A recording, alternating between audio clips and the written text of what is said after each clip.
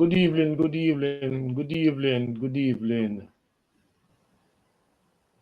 Welcome to another Sunday evening. Today we are with us Brother Tony Hylton, MP for West St. Andrew, legal advisor to the People's National Party, my MP. Yeah, I'll claim him. Patrick could also say, no, Patrick is, Wallace is Patrick MP. So, yeah. Okay. But Okay. Hylton is my MP. You Oldness, know, Oldness is on the other oldness. side, from Farm Road go up. You know, Tony, you stop and wait. Conway Road, Balcom Drive, Yeah. right in that Yes. area. Yeah, yeah, Right. It no, Right. it no matter. yeah. As far as me concerned, I just see him. We not split nothing. Okay, we'll not split nothing. All Mm. right, brother Lass, welcome. Yeah, you hear me now? Yes, I'm hearing you. I'm seeing All you right, also. good. Yeah. Mr. Hylton, good So, afternoon, sir. Good afternoon. Good to meet you. Good afternoon. Come on, same here. Hmm. so this Sunday evening, what we want to do is something different than what we have done before. We want to sit and talk to Tony Hylton as a man, a Jamaican who involved in the political process on the ground in the area. As I said, the brother is legal advisor to the People's National Party. I'm not sure if he can take off that act and talk to us as a man-to-man talk because we live a foreign, and we feel strongly about the place, but to be on the ground is a different experience, and we are that in this discussion, brother Tony can bring the reality to the fore and probably ground us, because sometimes, often time, I think that when we talking from a distant, it's sort of, as some man said, boy, you can't say what I say. You don't live in Jamaica. So in other words, you don't know what it means. So one thing I'm hoping that we accomplish today is clarity. That's my thing. Clarity around certain issues. Clarity around the corruption. What can he say to us? I know he can't say much, but those are some of the areas I would like to go into. The corruption, what's happening in Waterhouse, Greater Waterhouse area, and the PMP on a whole. I know the other guests, Brother Lass, Brother Patrick, will have questions that they want to ask. And this is what I think. I think that Tony can guide us in a better understanding as to what is happening in Waterhouse. And I'm going to take the opportunity and pose the first question. Well, before I say the question, Brother Tony, welcome. Thank you. Thank you for having me Formally again. welcome you on board. Welcome, my brother, and thank you for the time you take out to share with us today. Last, Sure. A I know pleasure. you have a lot of questions. Patrick, I know you have a series of questions you want to ask Mr. Hylton, especially around the Constitution, you know. And Herb is joining us. Brother Herb, welcome. Welcome, Herb. Muted. Muted.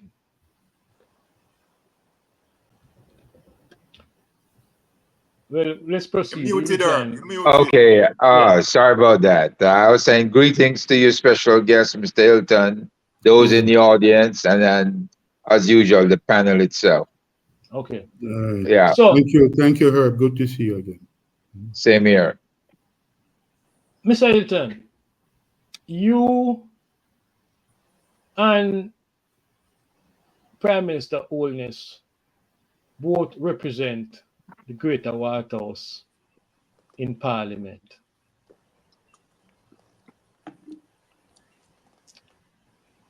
My question is this: do you guys meet and have discussion as to development in joint development in that area? We've had discussions around joint development projects. Unfortunately, we have not had agreement on the priorities.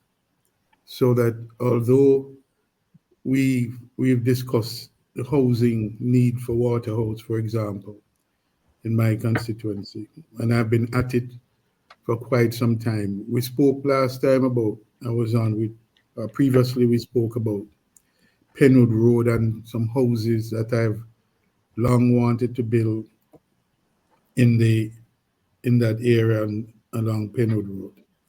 And I've met with him, we've discussed it. He has indicated that he'll give support to it, but so to date we've just not had the support. So it has been the source of some concern and frustration. Similarly, on other area we share and for which we've had quite a bit of discussion, but yet again no priority attaching to it, is the Sandy Gully. The Sandy Gully is a major drainage, source of drainage for the waters coming from Upper St. Andrew through Lower St. Andrew and affecting the lower parts of St. Andrew, which is both Western and West Central, because we both border the Sandy Gully. And yet, again, we've been at it in the Parliament and privately discussing the priority that attaches to the Sandy Gully. The walls have been breached recently. People are exposed and in danger of being really washed away. The danger is imminent. And yet, I mean, I've been at it for years talking about it in Parliament. We've had the discussion one-on-one. Last time we raised it was last week in Parliament after they've gotten some more funds. Some funds they've securitized some funds from the Jamaica Civil Aviation, from the Airports Authority, some 480 million. So I asked him how much of that going towards the Sandy Gully. And again, no clear answers on it. So we've had the discussion, but unfortunately no common ground. Certainly the recognition is there about the problems, that the problems I raise are real, but simply not the priority attaching to it. And he's the Prime Minister, that can easily happen. What can we overseas do to change the situation? What can we do? Well, it's the awareness. It's the awareness, and for the support in pointing to these things and saying these things are real, because they are. I mean, Waterhouse, as you know, part of the challenge for Waterhouse is the housing stock. That the housing stock is not being replenished, and therefore the houses are affected, because Waterhouse is a long settled community, and some older houses. We need to have a new housing stock of housing, so that the young people, teachers, people in the community can have a decent community housing, a gated community of the kind we're talking about on Penwood to living. So that issue is real and it's urgent. Similarly, the Sandy Gully issue is real. I mean, it poses a clear and present danger to people who live not only on the banks of the Sandy Gully, but also communities like Washington Gardens, which are settled communities, because the walls have been breached. It's very clear. The walls have been breached, and if we have another major water event, we could see some very dangerous things happening. So and it's not recognized. As I said, we've had those discussions, and it's recognized that the needs are real. And in the case of the Sandy Gully, he acknowledged last week in the parliament that the matter is urgent, but still no action on it.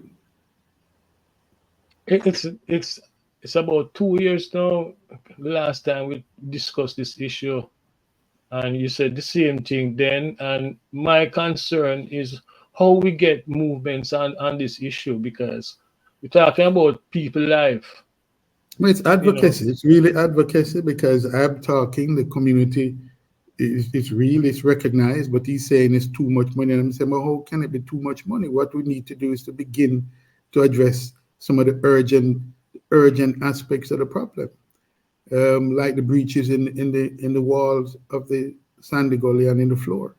I mean, and again, I mean, those are videotaped. Those are the media has been on it. Everybody, so it's and he acknowledges it. So what I can force a decision unilaterally on funding that has to come from the cabinet. But okay. just a follow up on that, Mr. Hylton. These areas that have been identified, where it's pretty obvious, and even as it pertains to the housing, are these areas in any way part of his constituency, or it's primarily your constituency? It's primarily mine. We share this sandy gully, parts of the sandy gully, but it's a part of the sandy gully that is has been strongly and staunchly PNP. Right. I don't think so. Yeah. On the bank, so I've never seen him there. I've never seen him in that area. So it leaves one to wonder because the priority is clear. It's obvious. It's visible. And as it pertains to the housing, has there been any new housing development in his constituency? Absolutely. There's been about 3 or 4. So it leads one to the obvious conclusion that this thing is more political than anything else. It's unfortunately it's inescapable to draw that conclusion because you have 3 or 4 housing development. I've not had one, and I've been arguing for the one. We have met on it. We have spoken on it. He agreed that he will assist, and yet when I speak to the housing agency of Jamaica, they're saying that they don't have the funds to do the project. I speak to NHT, they say they don't have the funds to do the project because their survey indicate that the housing will not be sold. And I said, that's nonsense. It's obvious nonsense. We have a list of people, teachers and everybody, people locally and even some persons overseas who are saying they buy houses for their family in the area. But so yeah, the representation is clear, it's made. Simple, we've made it over and over again. I've led several delegations to the housing authority. Myself, the councillor, community representatives, we met, we've had these discussions, and nothing happened. Probably it is time that we start think about some housing cooperatives that and seek funding. Yeah, well, let me just say this because I think it needs to be said. In the midst of doing this, we had a call from a diaspora member from Waterhouse who asserts that he has the resources and the interest to do the project. We said, look, we are open to it. Let us work together to get it done. And the truth is that he has just not performed. So we've had many talk about a lot of talk. Just talk. Yeah, But the idea just a minute, Patrick. But the idea of a co-op where involving residents, wouldn't that sort of allow us to mobilize the resource to do it and bypass the housing trust or the housing agency down there? But look, I mean, it is theoretically the legal framework is there to get it done. What you really need are the people who are committed and motivated to do it. Yeah. Okay. So the legal And framework. also the thing is that how I look at it, Mikey, even though housing cooperative is one alternative, we still can't escape the fact that the, the, the political machinery that is in place, we can absolve them of the responsibility. The government is there. The government has a responsibility for housing and providing certain other infrastructure development inside the constituency and across the country. So, I mean, the need is there. They have the responsibility. They need to step up. I think what needs to happen alongside what Mr. Hylton is doing in the community is, as he says, greater advocacy and greater public awareness around this thing, where some of us need to get out there and make this thing known, that the need is there.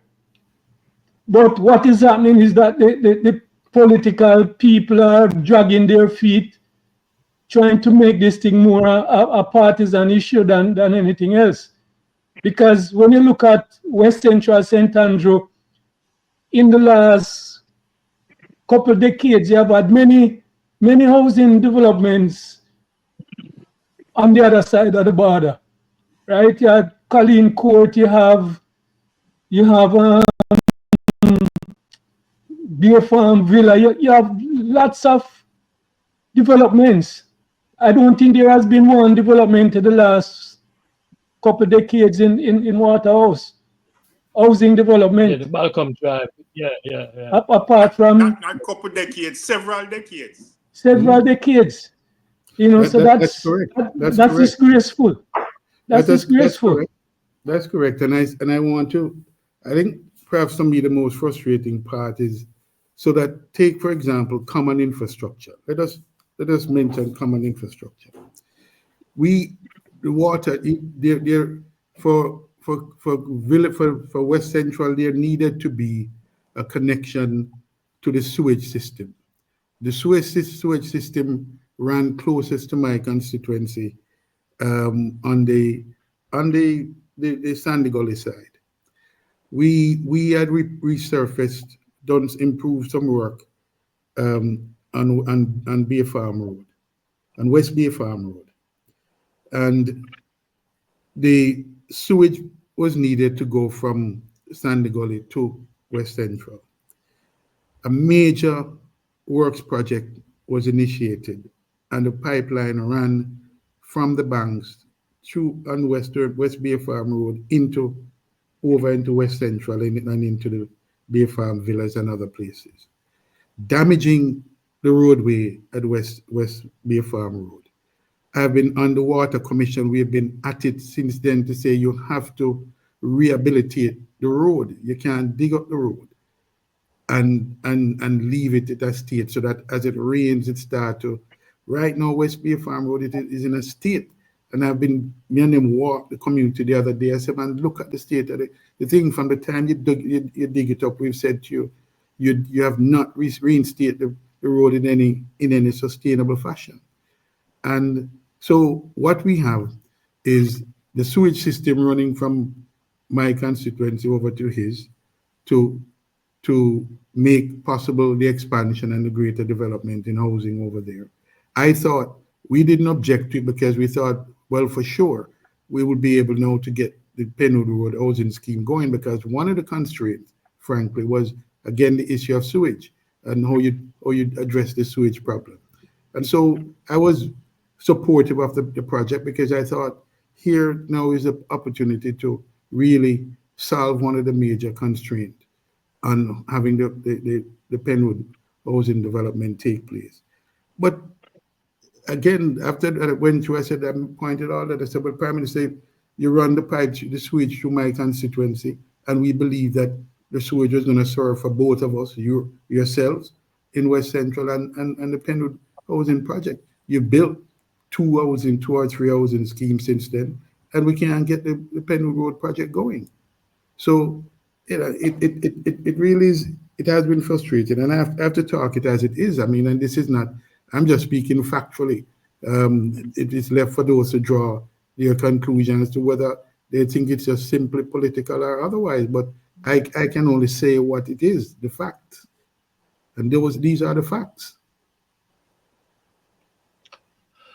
I'm interested in how we get around these obstacles, and I really think we have to break out of the system that them have in place right now as relates to distribution of resource, And I wonder if Mr. Hylton said he was in a discussion with an individual or individuals. I'm not sure. I'm familiar with the story. The name, of course, will be No.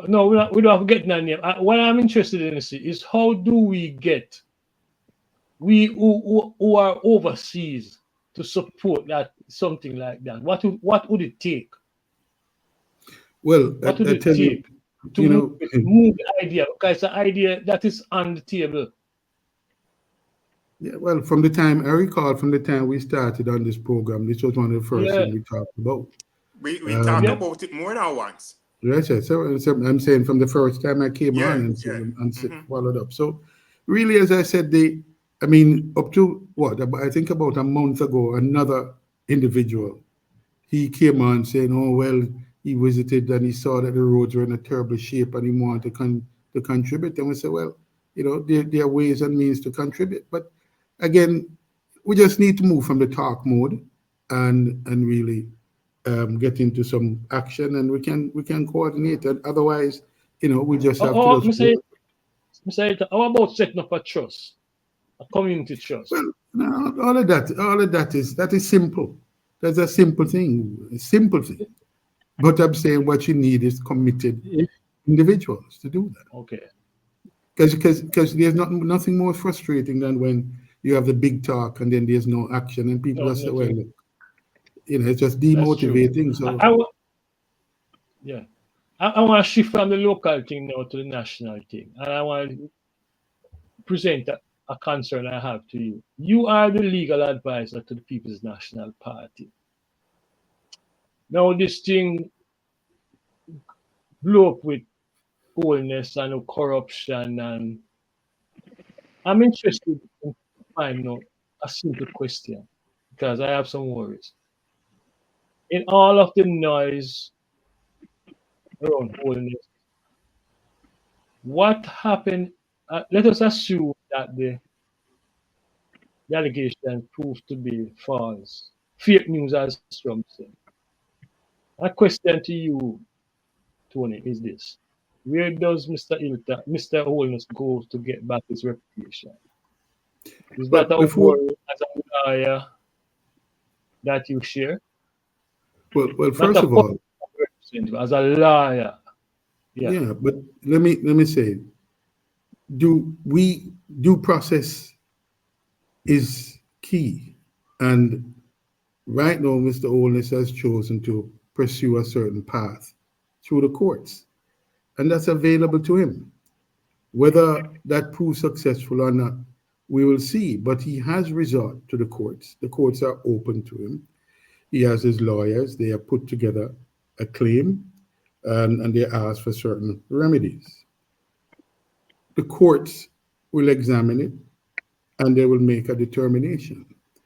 But I want to point out that these allegations were not what now forms the core of the discussion was the basis of an investigation by a constituted authority set up no less by Mr. Holness, and the people, and I want to point out the persons who were there were all appointed under this administration. None of them under the PNP administration, because this particular institution, which followed on an earlier institution, the Contractor General, was clearly the creation of we had a say in the legislation, but in terms of the appointments of the personnel, this was all done under this administration. So it cannot be said that this was somehow populated by partisan persons who have an axe to grind. So they carried out an investigation. Mr. Onus is well within his rights to challenge any aspects of it, including through the courts. That is happening right now. But similarly, Mr. Onus is a public figure, as am I and others. And Mr. Onus is not without the capability to defend his reputation. If in fact you said there's error on the part of the Integrity Commission, that will be known because that is being challenged now. And while I don't think that the factual, this is not a case for factual determination. The investigation was done and certain facts, certain findings were made. And Mr. Onus is challenging aspects of the law and perhaps some of the conclusions that were drawn. We have a process for that in Jamaica. And he's going through it, he's seeking, he has resorted to the courts, as we all know, as is his right. And so I don't think it's a question of due process. There's no process that is lacking for Mr. Holness. And he certainly have the funds to pursue whatever avenue he wants to pursue them. I want to open the discussion to the listeners and the other panelists. And I'm going to invite them to call in. Mr. Hylton, you okay with that? Taking some phone calls to respond to. I'm fine as long as we don't have the kind of. Let me ask this question, Mikey. Go ahead. Okay, Mr. Hylton. Sure. I just want to be clear on this, right? The fact that the Prime Minister has gone to the courts does not necessarily mean, based on the historical trials that have gone along the same lines, doesn't necessarily mean he's going to get relief from the court system. Correct? No, I mean, it's either you have a case or you don't, and the court will determine that. Okay, so if he doesn't get relief from the court system, what then happens? Because this man has been bouncing around the IC for over 3 years with nothing being accepted from him, right? We see a family, very complex finances, where he and his wife have served as officers in different companies that they have run, construction as well as financial companies. We see where the contracts that he had given out to himself pretty much because he was giving it to Garvin, and Garvin was a person working for him. I mean, how do you stop a person like this, sort of, the parliament just voting to remove him from office somehow? I mean, how do you guys plan to stop him? Because it seemed like he and his wife are impervious to accusations or any kind of action that you guys can come up with. He just ignores things and he just uses the legal system to keep everybody at bay. Well, again, in a democracy, sometimes the ultimate arbiter is the people. The people will have a say. We are on the cusp, an election is due next year. The people are watching, are observing, and surely this will be the issue of corruption is on the ballot. I mean, and the people will have to decide what are the acceptable levels and whether, in fact, they have a problem with the findings of the Integrity Commission. But as Michael has said, we have to ensure that everybody gets their opportunity to clear themselves, if that's possible. And the Prime Minister is resorting to the opportunities that he has, including the media and the friendly parts of the media. to carry his case. So he's not short of the outlets to advocate on his part. He's the head of a political party. They have their own view. The majority in the parliament has expressed themselves in ways that the people have to judge whether that is consistent with the findings of the Integrity Commission. So what I think is useful to reflect on at this time, though, is that this issue of corruption in not only in government but in the society at large, and in well, let's keep the focus on Jamaica. That's what we're talking about. Mhm. This issue has been a long-standing issue, and perhaps this is a moment for this is an inflection. This is a moment for where we're going to either decide whether we're going to move forward and finally crush this thing, or we're going to play around with it. But I think everybody is required to have a view on it. We don't get a pass on this question. It's too critical because, as I said, it's not just a matter of the political process. In fact, if corruption didn't exist in the society as a whole, a lot of what has been tolerated over the years would have long been addressed. So we as a people, we have to decide: is this time? Is this not high time that we come together and we address this in one accord, and to say that we are intending to support the critical institutions that are set up to address this issue rather than seeking to undermine them? My question is, Hylton, what are Mr. you Hylton, can you fix your camera? Can you fix your camera, Mr. Hylton? Sure. Yeah, focus. what Go are ahead, you Pastor. picking, Yeah, that's okay. yeah, what are you picking up on the ground there, as it pertains to the issue of corruption and this, Well, this lightning right now? well, the issue really is, what what levels of corruption are we as a society prepared to condone and accept?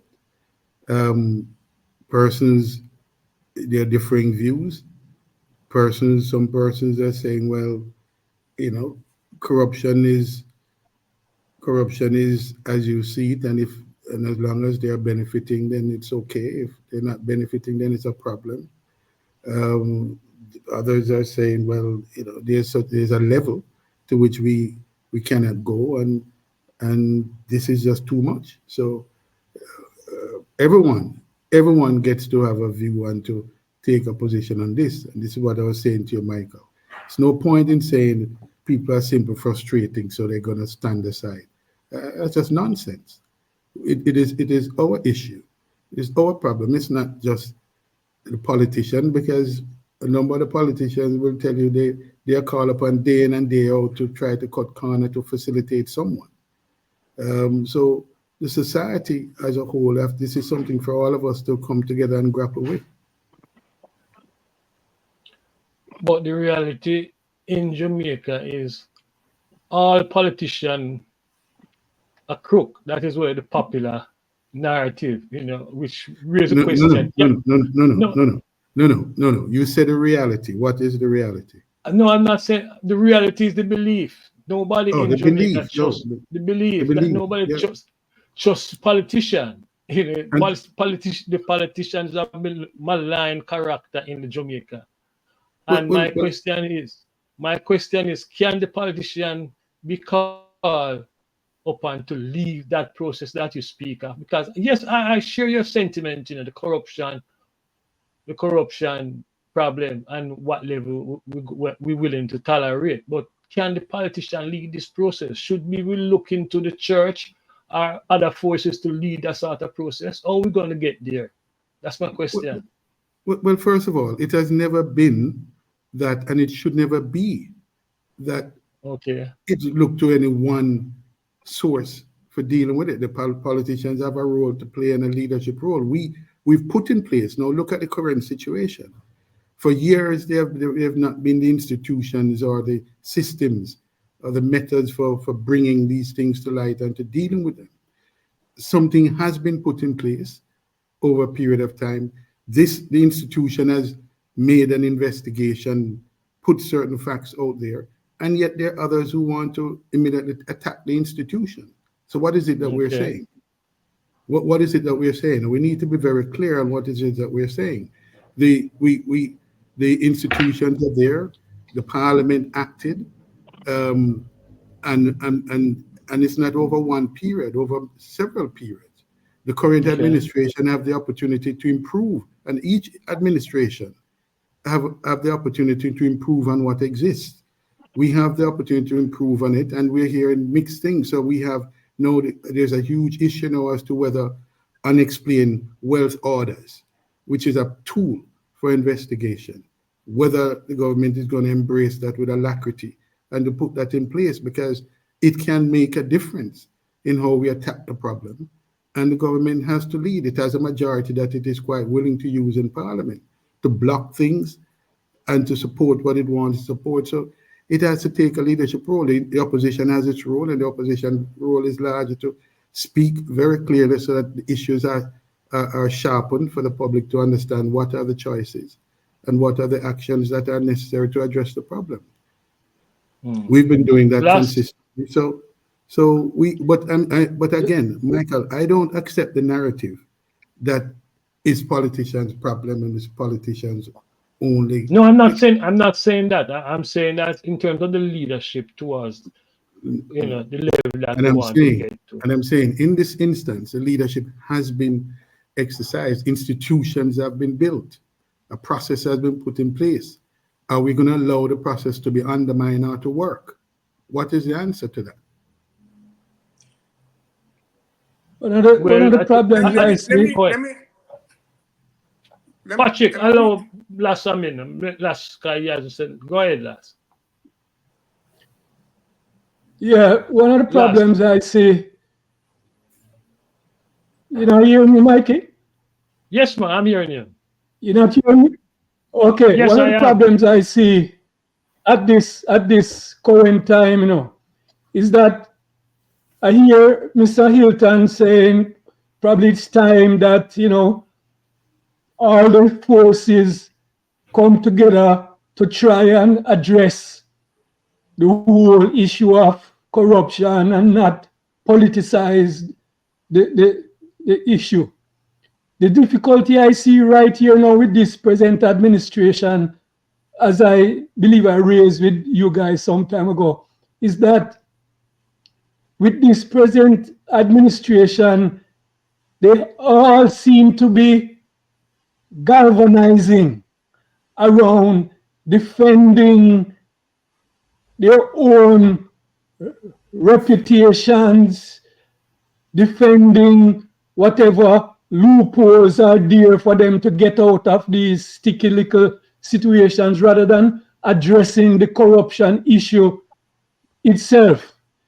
If you look at what is happening, I can't put my finger on one GLP politician who has come out with a position, like Mr. Hilton is saying, and laying aside the politics and say, you know what, let's come together as leaders and try address some of the challenges that is creating this cloud around politicians, try to close the loopholes, try to make sure that people see what is happening up front so they don't have to suspect things and whatever. And I don't see anybody on the other side trying to do that. Right? The galvanizing around the prime minister not releasing the informations that the Integrity Commission is requesting, and they are beating down the system that is there to create the kind of transparency that we are looking for. Right? So I see that as a problem right now with the administration, which is creating more problems. Patrick. let me state this. Mikey, you started by saying, trying to lay out a reality of the situation. The reality as I see it is that one, as Mr. Hylton stated, the very institution that has the responsibility to probe these things and make recommendations to actions and so on is really what we described in our discussion a few weeks ago as a toothless tiger. Because whereas it has a position to investigate and so on, it can only make recommendations. It can't take much action, much in the way of action.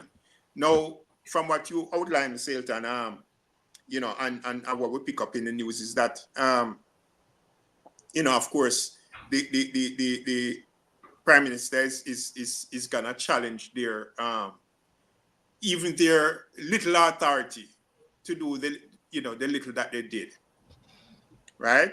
And is not addressing the fact that he failed to comply with the investigators and the Integrity Commission, in terms of making certain information available. And the other reality is that this is not just something that's a concern to the constituents, right? Or to the people of Jamaica. This is something that is gonna affect the Jamaica's image, right? Overseas as well, even on a government-to-government basis, because people are looking on, right? The world is looking on. This is something that is in our news. Just this week, it was in the news here in the US, right? So this is not something that, is of little concern to just, a few people and so on. It can mean severe consequences later on. And I don't see an election really resolving this issue because people have to be brought to account. Right? Well, let me just point out, though. Let me point out that it is not true to say that the Integrity Commission is toothless. The Integrity Commission has a prosecutorial arm and a function that can to prosecute the matters in the court, which is where the ruling, which is where it is headed. And there are a number of persons who have been brought before the courts, including I was accused of my wife not filing some document, and that was resolved because that I refused to plead guilty, and that the prosecutor had to dismiss the matter because it simply was not appropriate. So you do have an opportunity for due process and to fight back. And so it is not true to say it's toothless. It has the prosecutorial functions and can prosecute and bring cases to the court, which is where this one or any other is the ultimate ruling. So if that is the case, has it ever brought any matters to the court, with any success, any measure of success? Yeah, well, usually what happens is when persons know they're guilty of something, they plead guilty and they pay the fine if its fine is appropriate. This one is serious because it involves serious penalties. The unclaimed, the unsubstantiated wealth. So that's a very serious and perhaps the most serious of the offenses. But there are other less offensive, failure to file on time and all of that, which is, failure to file your statutory documents on time. And there are lesser offenses that people either plead guilty to or are fined and move on. So it's not, I wouldn't describe it as toothless.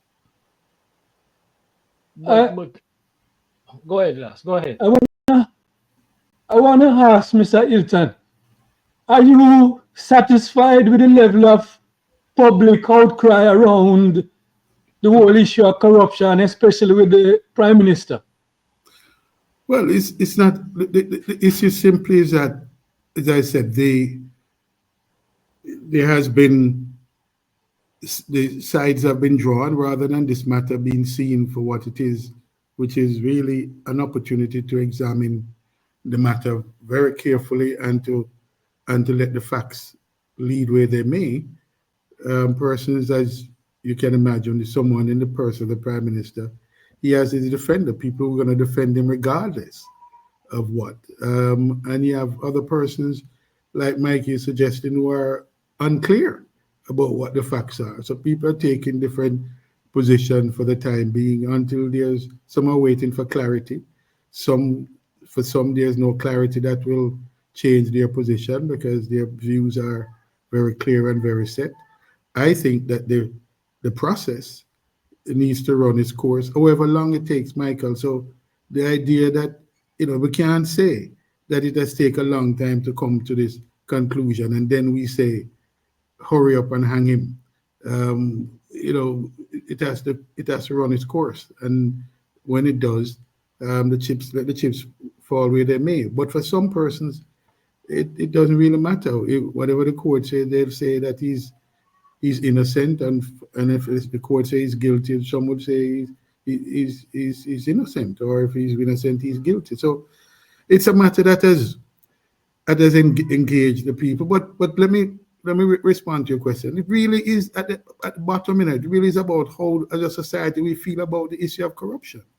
And I can tell you, there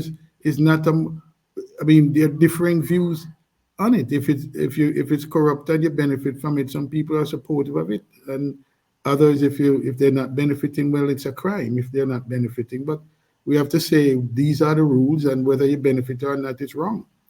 We have to get to that stage.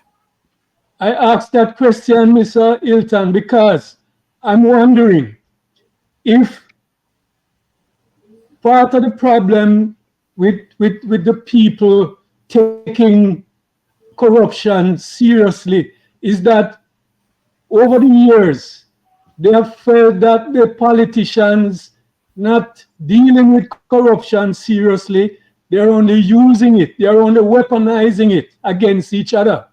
And after an election cycle is done, you don't hear nothing about it. Usually what happens is that election cycle is coming on, you hear the weaponizing and the throwing of the banter about corruption, and it sounds very serious, and the allegations sound serious. But after the election cycle is done, or a time enough, you don't hear nothing about it again. So I'm wondering if that kind of weaponizing and politicization of corruption over the years has caused the people to be so subdued around corruption, because my view is that people should be much more vocal on this thing, and I don't see that kind of activity. Well, again, let me just point out that there are persons who, depending on the nature of the corruption, some people say, well, it's just a little infraction and make it slide, and so the runnings go. And there are others who are saying, well, we just have to apply the rules strictly, and we have to come. As a society, we have to come to a standard. But here's the point that I don't want to escape us. We finally put some institution in place. You can argue whether it has teeth or no teeth. There's an institution in place set up to begin to address this issue. I don't expect that this is going to be the last word on it. I believe there will be amendments over time, but the institution is set up, and my own view is that this should be made to work and to begin to address the problem if we're serious. So it is a reason that, because we don't want to weaponize this thing or continue to politicize it, that we have an independent institution. Others are trying to undermine it, so it's not as independent as it needs to be. That's the issue. And the others you're referring to is Holiness filing in the Supreme Court. No, no, no, no, no, no. He has a, as I said at the top, but I'm going to repeat, he has a right to access the court to challenge the ruling. That's part of our laws. If he's having recourse to the law, I can. That's his right. So that's not the criticism. The critique is that there are persons within the parliament and outside the parliament that wants to cripple the organization so it doesn't function as it was designed to function. And the question we have to ask is this appropriate? Is this what as a society we want? Or as Lass is saying, are we going to come out and say, look, we built an institution, we're insisting that it be made to work. And if something is wrong, we fix it, but you can't destroy it or throw the baby out with the bathwater. But we have not yet come to that conclusion that anything is wrong. There's just assertion on the part of some that something is wrong. Yeah? But again, the measure of whether we want to address this problem, I think, is going to be how we treat the institutions that are set up to begin to address the problem, imperfect as they may be. But I want to point out, again, Lass and others, the persons who run this organization were not appointed by, these are all people that the society agreed on when they were appointed that they're appropriate person. There was no objection from the opposition about the appointment of the chairman or the executive director or the directors. That everybody went along with it until they make a finding. Then you start to hear that these people are political. Well, this administration appointed them. So how they can turn around and say these people are political against the administration? So the PNP played no role in the appointment? They do No, well, I mean, anything? there may have been there were consultation as there, but but we didn't object to anyone. Okay. There's no record to show that we objected to anyone, right? Herb, So you have any question for? So we can't wait. We can't be silent, and then when they make a finding, then we start to attack the institution. I have another question, Mr. Hylton. So the PNP is committed to the unearned wealth framework? Absolutely, and not only that, in the Constitution discussion, I, as a member of the Constitutional Reform Committee, on the matter of impeachment, we were insistent that the impeachment provision remain in the Constitution. And it is one of the reasons, among the reasons we did not sign the CRC's report, because when the matter came up, I withhold the party's consent to that issue, and we disagreed that and had placed a reservation on that issue. So yes, the PNP has said so and is committed to doing that, and is committed to the constitutional reform and accountability in government, and to ensure that there's an impeachment provision in the Constitution. Now, Mr. Hylton, Mike, let me ask this particular question. We had decided in the diaspora that using the courts and litigation was one way to hold the legislature and the executive. Of course, the fact that the executive is in the legislature has made things more compounded. Can there be public interest litigations that they would force the courts, that force the government through the courts to successfully challenge any proposed change to the IC Act or the law that made the act what it is today, and prevent them from watering it down, which is what I think the proposal is? Well, let me say, the laws can be made and amended by the legislature from time to time, and this is why we wanted to put something in the Constitution, because if it doesn't breach the Constitution, and it's a matter of a policy decision, by the cabinet of the day, supported by the parliament, it can be amended and can be passed. And I don't think the courts can interfere too much in that process unless it breaches some constitutional provision. Okay. Well, when they passed this law that made the IC effective, why go back now to tamper with it? And why cannot the opposition ask the U.S. government to bring more pressure to bear under the Global Magnitsky Act, which covers the type of behavior we see in the Prime Minister? Well, first of all, I don't think we have to be careful about how we bring others into our situation, because once you start to do that, it becomes a slippery slope. If there's an act in the United States which has been breached, then it doesn't require the opposition to say to the U.S. government to do what it believes is a breach of that it has been tampered with or breached their legislation. But I'd be loath personally to be reaching and asking for not only U.S. any third country to interfere in my domestic affairs. So if the U.S. has a law that it believes has been breached, then it's well within its rights to initiate this prosecution. It doesn't need me or anyone else in the opposition to tell it what to do. We see where the SSL saga continues, Mhm. and where dual nationals, Jamaican American citizens, rights might have been breached by SSL, Mhm.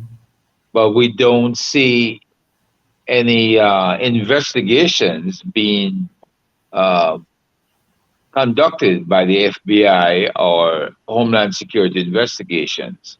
We don't see any outside interference, and we don't see anybody challenging the investigative agencies who are involved right now to include outside investigators that represents dual nationals, regardless of what country they're from, Canada, the UK, or EU, or the US.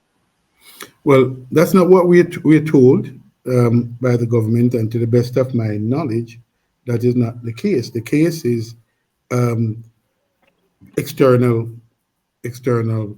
I don't not necessarily external government agencies, but external institutions have been brought in to assist in the investigation. And I'm advised that, in fact, when the Minister of Finance first addressed this matter, in fact, I think the record will show that he said that they were bringing in FBI. I think FBI.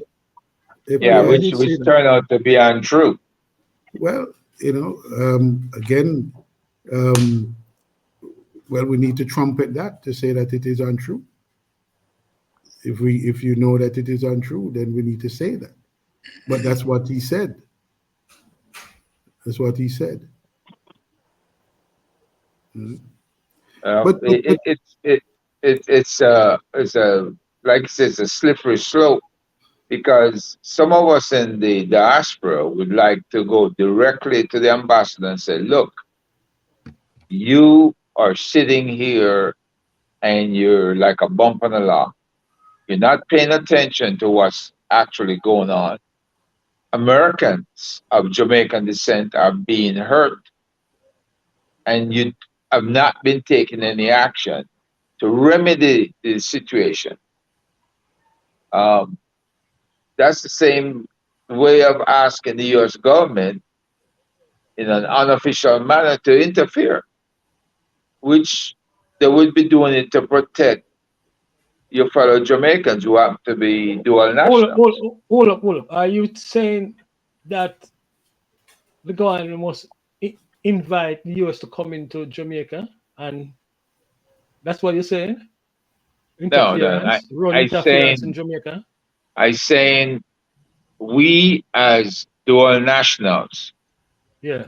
should be asking the U.S. ambassador to Jamaica, who himself is a fellow Jamaican, To do what? to intervene where citizens of the United States who happen to be Jamaicans have been hurt in this SSL saga, and to ask the FBI to conduct, or the Homeland Security investigations, to conduct investigations on their behalf. Well, But let it's me say this, coming, it Bridget. would Let me come say from this, the Bridget. US ambassador. Let me say this, Bridget. I'm not a lawyer, I see, but what you're saying is sit comfortable with me.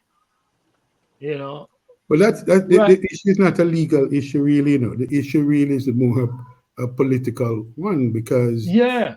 if to the extent that my response has been, to the extent that an act in the US is deemed to be breached, then the US doesn't need the opposition or anyone to tell it what it needs to do. All I'm saying is an investigation is being done here. We are watching it. We are not. There's been a whole outcry from time to time. Even today's paper, there's article written about it. The opposition is watching it, but again, remember, the opposition wants to be constructive and not destructive, and simply seem to weaponize every issue. If an investigation is going on, it is being watched not just by us, but the news media, by the public, by the interested party. Mr. Bold commented, I think quite correctly, the other day, made his own observation, and that had got a response. But I can't say that we are happy at the pace at which. I think it could be better handled, and it needs to be more transparent. But but to say that we should then ask the US to send in people to investigate, I personally would be very loath to do that. I mean, But you are well within your right as a dual nationality, as a dual national, to speak to the but ambassador and to ask him to act. the US doesn't have any such authority to take Yes, they action. do. Yeah, they do. No, not to Global Magnitsky. not to take action in a In a case jurisdiction of where U.S. citizens are hurt no no or no no damaged, no not to Yeah, take action in gentlemen, any we have to direct we way have to like that. start we have to stand on certain grounds, and the idea of inviting foreigners, whether they're American or not, inviting foreigners to come into our affairs. That's not too kosher, my brethren. If this is nationalism, then I am a nationalist. When it comes to that, we must can yeah, but resolve our problem but without Mikey, invite we see. Americans and Canadian and British coming our thing. We know that too tough. Well, You know. we just did that with Haiti, right? Well, that is for the 80 people say, object or what they want to do. But I'm talking about me as a Jamaican, right? It's I'm not my Jamaican it's people. not And I it's not invite a it's not it's foreigner not the come same in, thing come. anyway. Yeah, but It's me not not the invite same a thing foreigner anyway. come down our business. Mr. Hylton, I think watching and waiting, most Jamaican right now we say that is not enough for the PNP. In addition to the watching and waiting, we see an attempt to move a motion, and people still not satisfied. So my question is: the PNP going to step up them game? When are they just waiting for the election to call? Well, first of all, let me respond by saying, look, whatever the PNP do, it will be criticized. If it does nothing, is criticized, and if it act is criticized, because then you say, well, everything is politicized. But here's a distinction: when there's an investigation going on, we need to be very careful, because you may appear to be trying to influence the investigation and the outcome of the investigation. And all what we have to do at this point is to express that, look, we are observing very keenly, but it's not for the opposition to go in and to say you need to decide by Wednesday next week or 6 months time what to do. You have to be very careful. But And again, we're talking about. the opposition don't have any such authority either. No, well, it's not about authority. The opposition can say what it wishes to say. No. I'm talking about what is responsible. Beyond saying what they want to say. No, I'm saying that's precisely what we're not doing. We have to be a responsible opposition, meaning that where there is the opportunity, the need certainly exists. There's certainly frustration, and we recognize that. But we need to be very careful. On the other hand, and I'm saying this as a lawyer. You know the process. You don't just jump in and start to say things without really some basis for saying that. Otherwise, I don't even think it's wise politically. You may appear to be interfering, and when there's a certain outcome, then you hear. But I'm agreeing with you. I'm just putting it simply, right? And not really beating around the bush saying it. I'm saying that there's very little or next to nothing the opposition can do beyond stating their perspective on it. Yeah, that's correct. I mean, we are not in charge of. Some people want us to be in charge of government when it suits them, and we're not. But we are opposition, and so we say what we have to say. We press the process, but again, we have to know the limits. Otherwise, everything becomes everything. So when you're opposition, you act like you're government, and when you're government, there's one government at a time, and we have to respect that, and we say what we have to say. But as I said, we are very clear that whatever we do, some people will never be happy because they think some people think you should start burning down the place. No, I don't, Mr. Hylton, honestly, I can't agree with that. No. I'm just saying no. Yes, you have some of us want to burn down the place, yes, but I think a lot of people are somewhat disappointed in the PNP reaction to what the corruption, the increase in the salary, and all that, and the PNP just. I'm not sure if people are clear as to what direction the PNP is going right now. Yeah, but listen, Michael. I'll simply say to you, our positions are very, very clear. Whether you hear it or not, it is very clear. On the matter of accountability, we are the one that, remember this, Mark Golding brought an impeachment bill to the House. The government has not even allowed a debate on it. We have raised that many times in the media and in writing and in the press. And barring a demonstration where you walk with a placard and simply saying you're not doing that, the only thing left for you to do is to take out the mace in the parliament.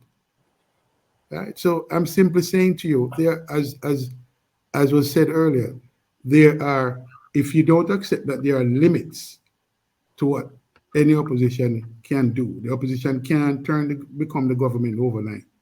No, but let me just, Mr. Hylton.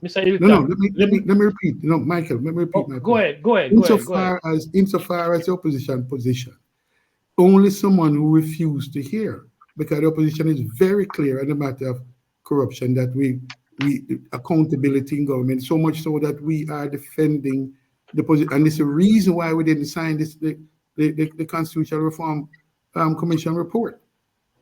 That is the reason we withheld our signature in large part because it refused to include the impeachment provision. That's a matter of record.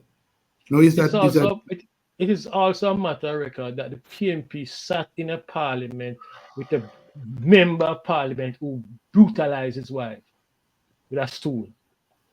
They sat in that parliament in that individual, and the PNP could have withdraw themselves from the parliament, so they had option.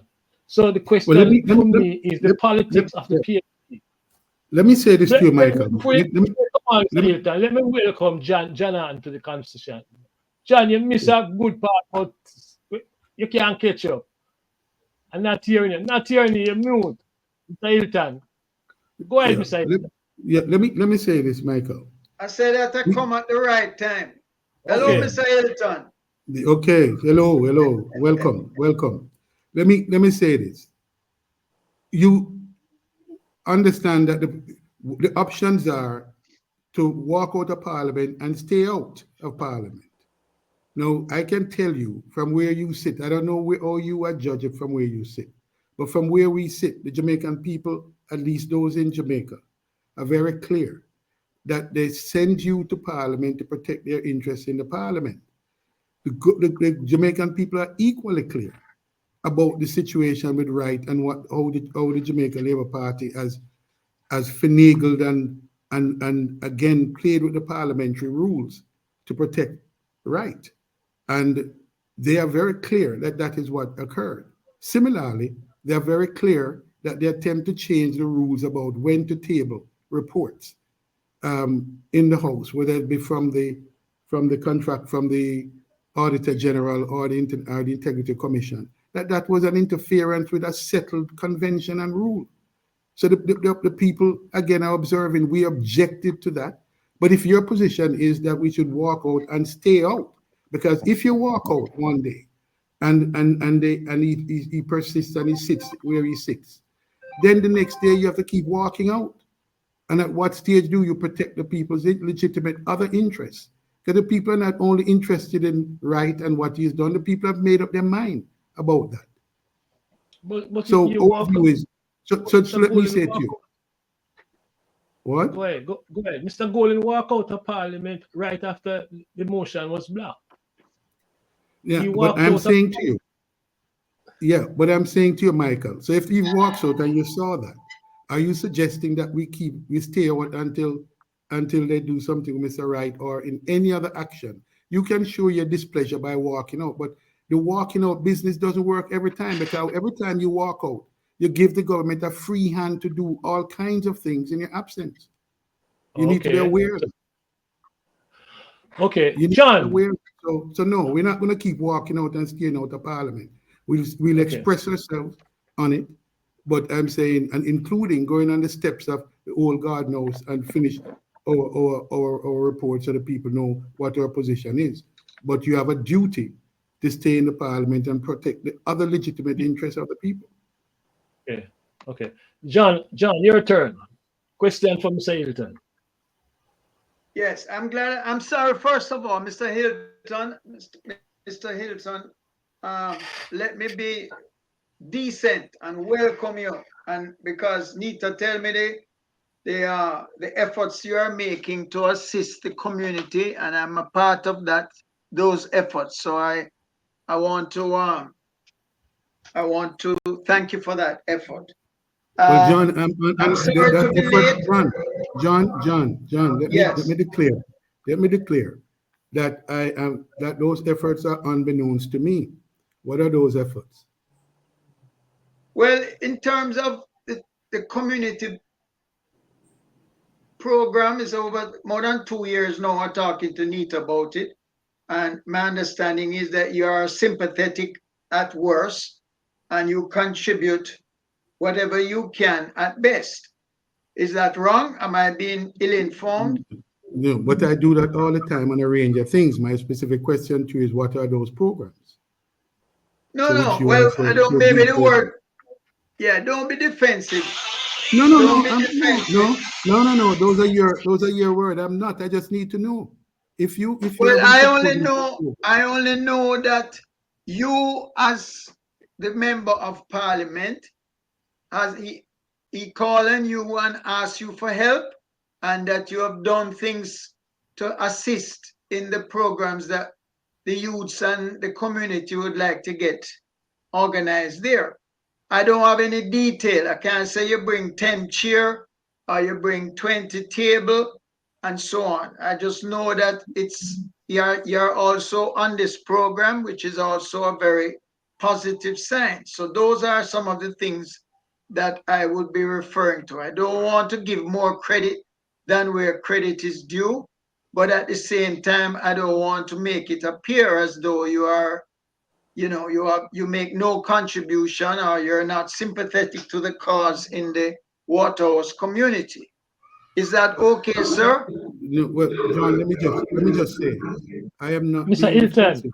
I am not being defensive. I am just saying that before you came on, John, to be fair, we're talking about the many persons overseas who from time to time call and say they want to help and do nothing. So I just want to make sure when you say you're involved in programs, that I understand what those programs are. That's all. He's talking Okay. about I Mr. don't want to. Hylton.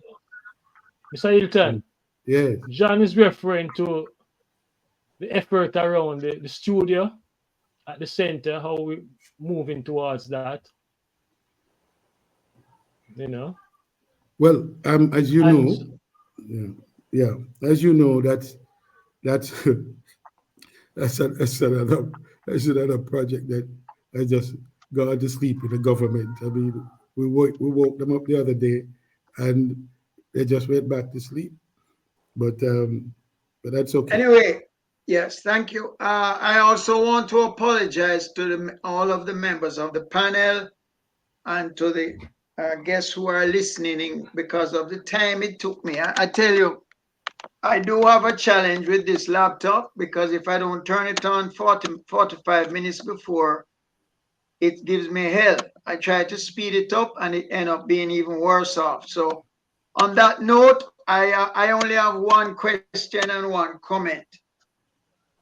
The Jamaican people are extremely upset at the news regarding the corruption and the IC report, all of the rest of the bangarang associated with the Prime Minister.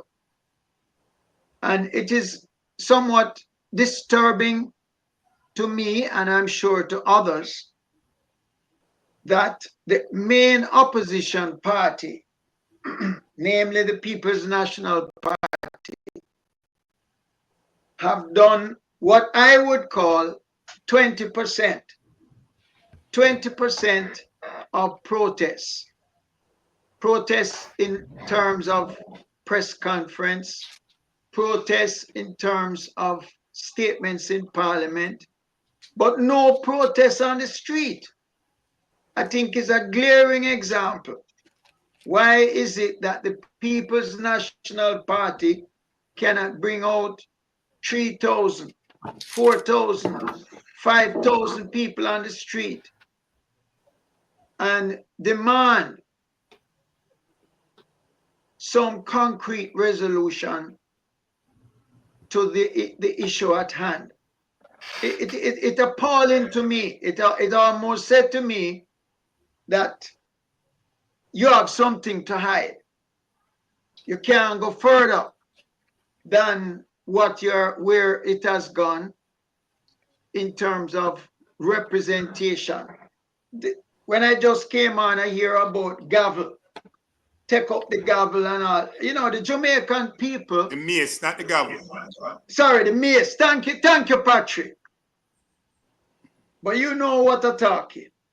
These are almost, it's parliamentary procedure, but we cannot be locked into parliamentary procedure in regard to something like this. It should be, what can the party do to make its position known and to take steps,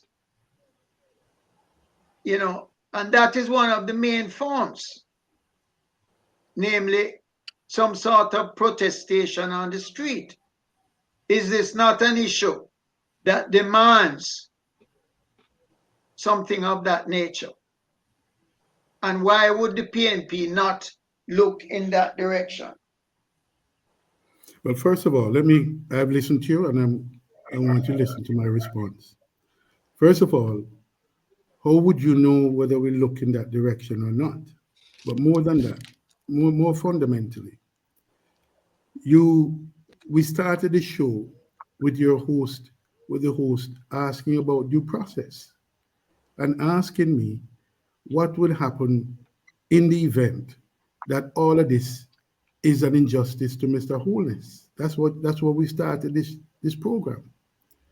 And I believe we need to be mindful. Mr. Holness is entitled to his due process. He's invoked the court to review the actions of the Integrity Commission. I believe if we believe in our process, then he should have his day in court. We have said, and our position is very clear. The no confidence motion that we attempted to move, that they blocked in the House. And remember, it can be effectively blocked by the technology that is being used, because notwithstanding anything we had to say, the speaker just simply did not open the microphone. So even if Mr. Holness was there mouthing, no one could hear a word that he was saying, because that's what they changed the technology to ensure that is now available to the Speaker of the House. But more than that, John, let me just say, again, the PNP position has been consistent and clear. We are of the view that of the 8 persons that have been investigated for illicit enrichment, that none of those are members of the People's National Party. And we have gone further. The National Executive Council have said at this last meeting that if it turns out that one person from the People's National Party is involved in this illicit enrichment, they have to immediately remove themselves. So I don't know what greater clarity on the matter of the constitutional amendment. We have insisted that the impeachment provision remain in the Constitution. It's one of the reasons we did not sign it. And I'm a member of the committee and I didn't sign for that and other reasons. The matter now of mobilizing 3,000 people and going on the street, that can be done easily. The question is, you will have people like Michael and others justly saying, where's the due process? Why is Mr. Holness not allowed to challenge the ruling of the IC Integrity Commission to protect himself in case the Integrity Commission erred in its findings? What do you have to say about that, Mr. Hahn? What do I have to say? The due process. Mr. Golden is entitled to the due process through the channels of... Not Mr. Golden. I'm sorry, Mr. Yeah, I'm sorry. Yeah. The Prime Minister is entitled to the issues of due process through the channels of due process. Going on the street does not preclude due process. Since when? Well, let me ask you, the street, we know the street well, and the street is not something to use as you see fit.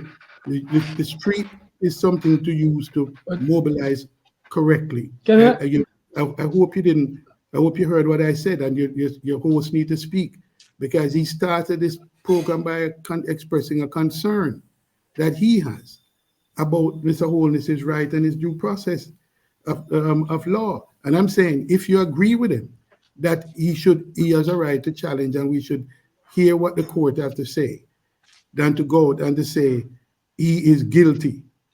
We can't find him guilty and there's been no process. In fact, the IC report is inconclusive as of now, because on the issue of the financial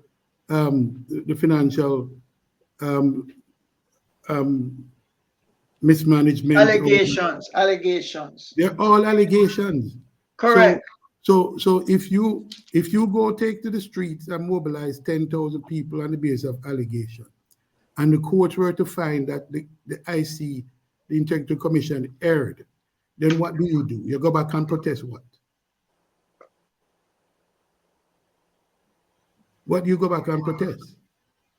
Well, I don't know what's the point you're making, because... No, you well know what the point I'm making is. I'm saying the process is inconclusive. That's the point I'm making. And that is something... You are saying we should lead a 10,000-man march. No, I didn't say 10. I said that you said it's easy to bring 3,000 people, and that's absolutely true. But it is. But I'm saying he's not doing it. I'm saying, but should we? That's the question.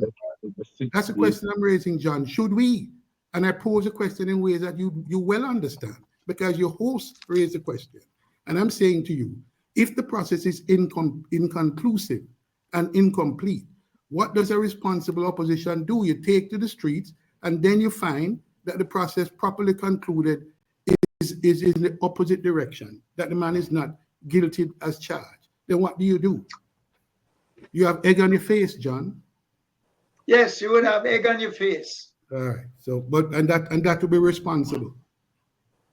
No, we're not following your, John. We're not following your advice. We have other advice, and I'm telling you that's not good advice. Gentlemen, can we move on something else, because it's pointless really back and forth on this issue. No, it's not. It really is an important issue, It's not no pointless, because the fact is. No. I'm talking about the argument is pointless. Yeah, well, he's saying the opposition must do something, and the opposition has considered it and adjudged that it is not the appropriate thing in the circumstance. And when the circumstance allows, Mr. Hylton. Yeah, when the circumstance allows, we'll do that. We'll mobilize tens of thousands. No, but I think what John is pointing to is what I raised earlier. There is a tendency in Jamaica that is upset with the People's National Party because of its present position just now. We're not talking about a single issue by Holness. We're talking about a series of events. The salary increase, the other rip-offs, and all of those stuff. And but in fairness to Mr. Hylton, he addressed that. Let me finish, please. I'm saying that in terms of a scale of turning up the pressure on this government, right?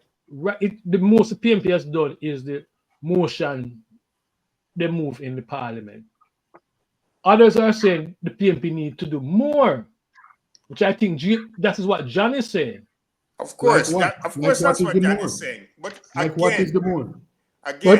Can I say something on that, Mikey? Go ahead. Again, no, one second last. Again, what I'm saying is that basically what we're doing is we're wasting time, because John said what he had to say, right? John raised in terms of mobilizing people on the street, and Mr. Hylton addressed that, right? In terms of how it wouldn't benefit us to do that. I want to respond to that, because I wanted to respond to it when Michael raised the issue about taking to the streets and the salary issue. There's a lot we can criticize the PNP and say they should be doing, but we have to be fair on that, on this issue, that the PNP have to move in line with the readiness of the people.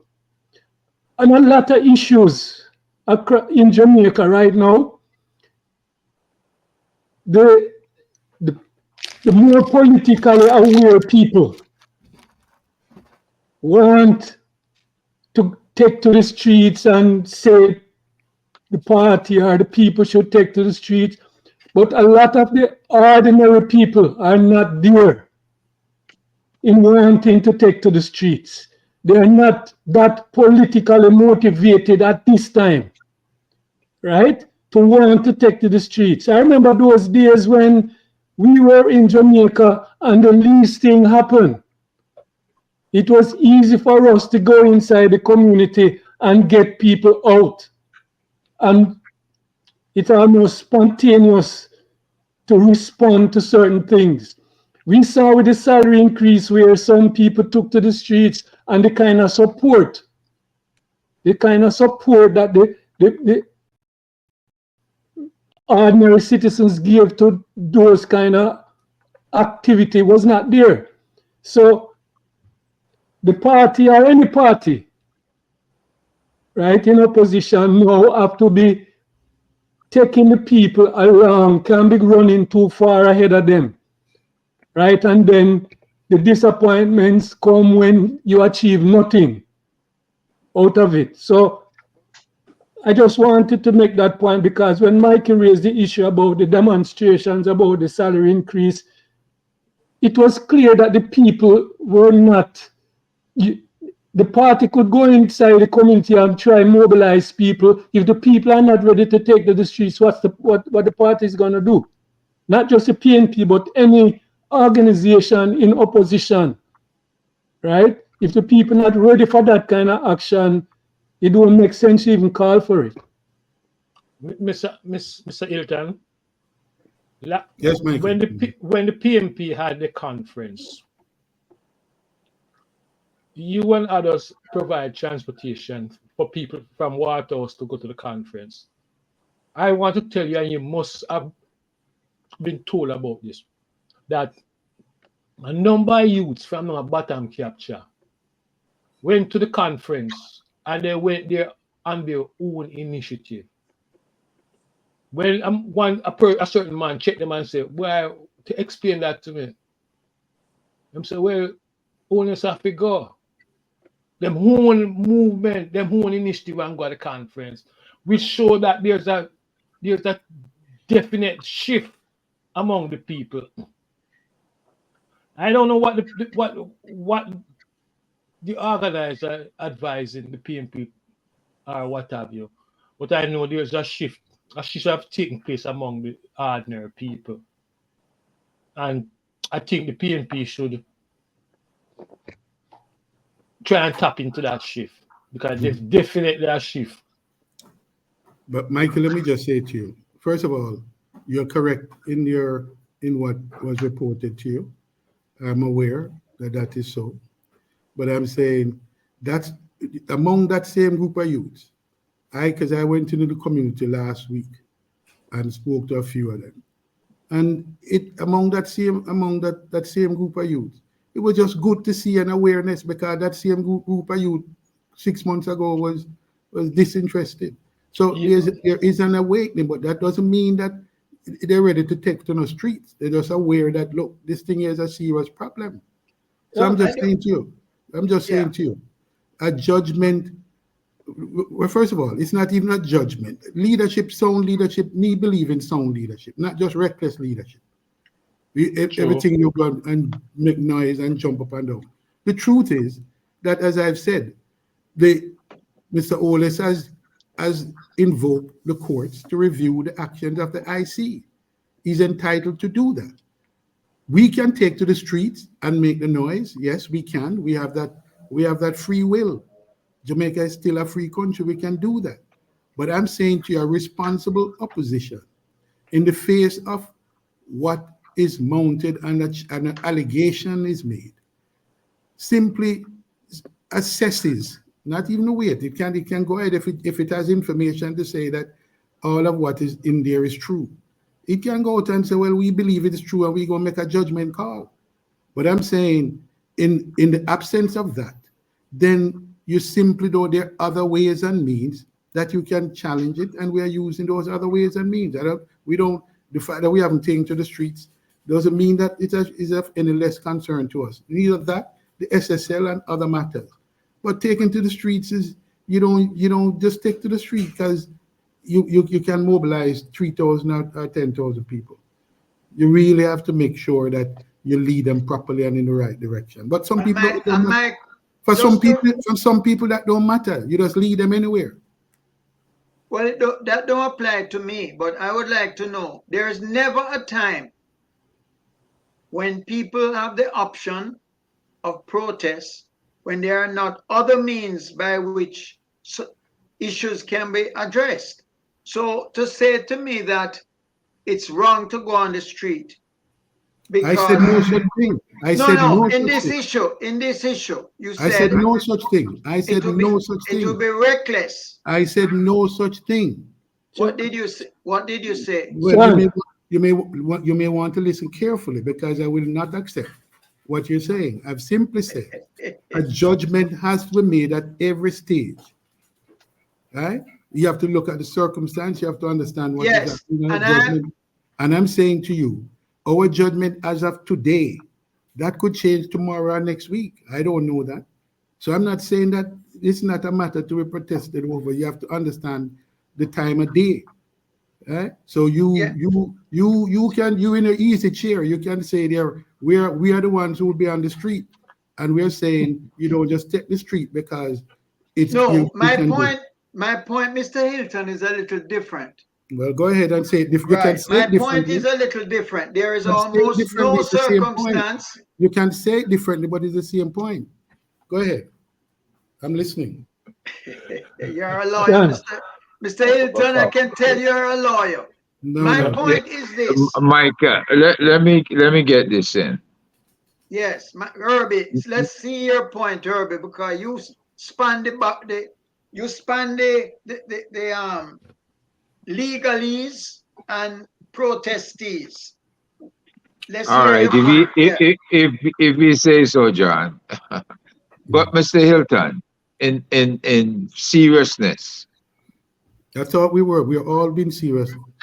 I I got a request from one of your counterparts, your comrade in arms, to do an investigation when I was with Cyber Policing International. And that investigation was done. The investigation demonstrated back in 2008 how the company in St. Lucia was formed. The source of funds that they're worried about now, asking the question, where did these funds come from? We demonstrated where the funds came from. We demonstrated the birth of ADMAT. And how did we do that? We had an attorney, Fairclough, with us. We had the former head of the MIU, a lieutenant colonel, with us. And we had an executive from the Institute of Caribbean Studies with us, right? And we sat and we questioned a former member of the military intelligence unit at Upper Camp who was born and raised in St. Lucia, and who set up the front companies. Now, I don't know what happened to the report, but I was told finally that it was handed over to the Integrity Commission. Why couldn't the Integrity Commission have used that report that demonstrated how ADMAT was formed, demonstrated the illicit funds that was received then and had to be trafficked then? Why could not that be investigated? Why do we start an investigation from 2018 to 2022 and not from all the way back in 2008 when ADMAT was formed, to show a source of illicit funds? And why is the opposition party, not on the ball when it comes to that? Well, let me ask you two questions. Yeah. Did you share that dossier with the opposition party? I sure did. You shared it with the opposition party? I shared it with the opposition party. And you did so yourself rather than through a third party? You did so directly? Well, the company I worked for at the time delivered it directly. Okay. Payments were made, the report was delivered. All right. I am as a legal advisor, I'm unaware of that, but I'll take you at the word and I will ask who might. In fact, I can talk to you off air. You can tell me who accepted that would be good. That would be good. Right. So because I'll follow up on it's a mystery to me while we're fighting over whether he did or he didn't. We know what he did. Well, I'm saying, when you say we, I'm simply saying, if that report is done, not just follow procedurally, because if the report is done, you know what he did, but we need to share that information broadly, not narrowly. Okay. Broadly. So it's first time I know of the incident, but I cannot tell you that I have any information about the sources. I've heard rumors, but rumors is an everyday thing in Jamaica. That's different from the facts. And you said you have the facts, and I'm saying to you, if the facts are there, they need to be widely shared. I am unaware, and I'm sure there are many others who are unaware. But if in fact that was delivered, as you said, to the IC Commission, it's the first time I'm hearing this on this program. This is news, this is breaking news. And I think a program like this, I mean, this information should be let loose wide in the public. I think it's One of the reasons I'll tell you, I respect the confidence of the client customer, right? And that there was not a need to widely say it, but I've said it before on another program. I might have even said it on this program, but I didn't dive into it. Well, There's a need to dive into it now. Because Herb. Yeah. Hold on. Don't say it. I would suggest that you and Mr. Hylton have a phone call off the net. A phone call. You guys talk. So can we All right. drop the discussion right here now? I'm moving something here. Mike, this is breaking news. Well, you again is breaking news. Yeah, breaking news, but I don't want, I want to make sure you guys talk first. That's more important. Mr. Hylton, I want to ask you a question I think you can answer. Yeah. And that is, as it pertains to the election, what is the legal provisions? The breaking up. What is the legal provisions as it pertains to holding off the next election? No, it's simple. I mean, they have up until 3 months. The anniversary of the last election is the date by which the election must be called, and you have a 3 months period in the case of some emergency that is declared that it can be extended to. But the anniversary of the election is really the time by which the last election that the election must be called. This 5 years ends. And that would put it to when? September 25. September 2025. With the 3 month extension? No, the 3 month extension will go beyond that. 3 months plus that. The last election was held on September, I think it was 20th, I think. But don't hold me to the specific date, but September 2020. And a 3 month would extend it to December? Yeah, September, October, November. Yeah, yeah. Okay. And failure to comply with that, what would be the No, serious constitutional breach. We don't even want to contemplate that. Serious constitutional breach. Okay, I'll go with that. Okay. Gentlemen, I think we reached the end of this journey. But before we go, I'd like to ask Mr. Hylton this question. Mr. Hylton, we have a center, a resource center. You see it behind my head there in Waters. I want you to use this platform and reach out to overseas Jamaican. Tell us what role can we play, or what we can do to support this center from overseas. And if there's a number you have to share, that also will be good. But tell a Jamaican overseas what we can do to support that center. Can you? Well, yes. Let me say my preferred approach is that a trust be established, because I don't receive funds from no one about anything. And a trust needs to be established with a proper governance structure that could comprise people both locally and abroad, chosen by whomever. But we've had that discussion with 4 different people from overseas, but I'll say it on the air. The trust can be formed, proper governance structure, and the funds sent through it, and the funds are allocated in ways that the board decides. As simple as that.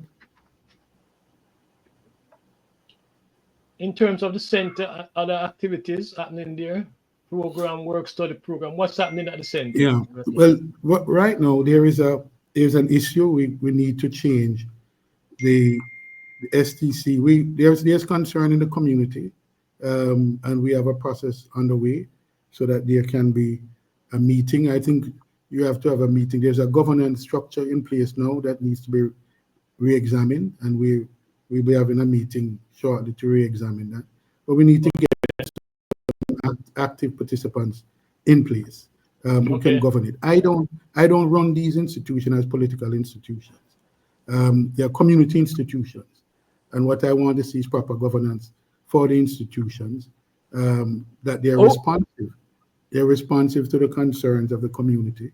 So right now there's a concern that the persons, it's not available as the community needs it, but there's a related concern that it's a facility that have to be managed, because these facilities, if you don't manage them, they're destroyed. They're just destroyed, and where everybody is responsible, nobody is responsible.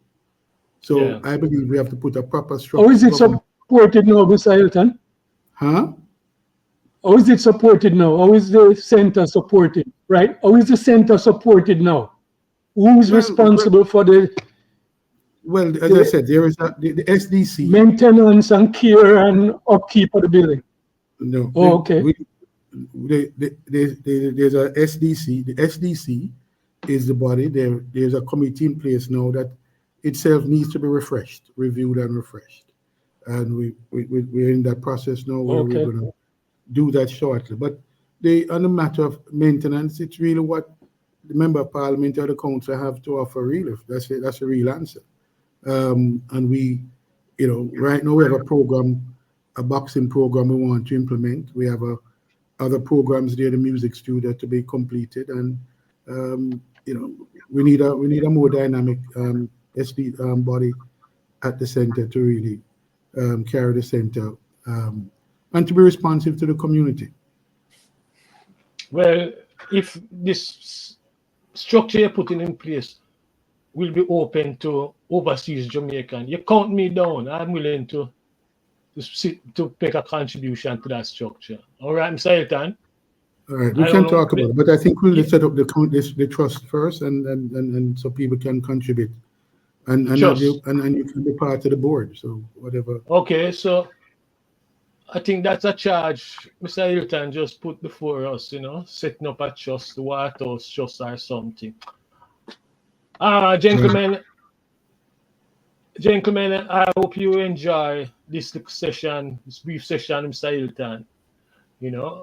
And the listeners, I hope they also learn something. Gentlemen, Jamaica. Thank Mr. Hylton for coming. Mr. Hylton, you're very welcome, and I'm here when I'm called. And yes, it was good having you, and we haven't spoken in a while, but yes, it was really good having you. Good to have been here. Mr. Hylton don't know, so this is his place, this platform. Just, this is White House vibes, so don't worry. Just all he has to do is just reach out, and everything is okay. And Mr. Hylton, looking forward to a follow-up with you. All right. All right. No, I'll speak to you off here. Okay, good then. All right. All right. But you have numbers. Both of you have the numbers for each other. Yeah, I have his number. I have his number. Okay, We're connected. Yeah. All right. So, one love. Make sure you take care of yourself. This is what? Columbus Day in America? No, Indigenous Day. This is Sunday. This Sunday or what? This today. Thanksgiving for us. Tomorrow is Thanksgiving Day in America. Yeah. Nobody knows Thanksgiving for us. Man. We really are talking about Mikey. You look like you drink something, man. All right. Well, you figure out what Michael is drinking. Talk to you. Bye-bye. All right, my brother. Thank you very much. All right, Mr. Hylton. Blessings. All right. Thank you. Take care. All righty.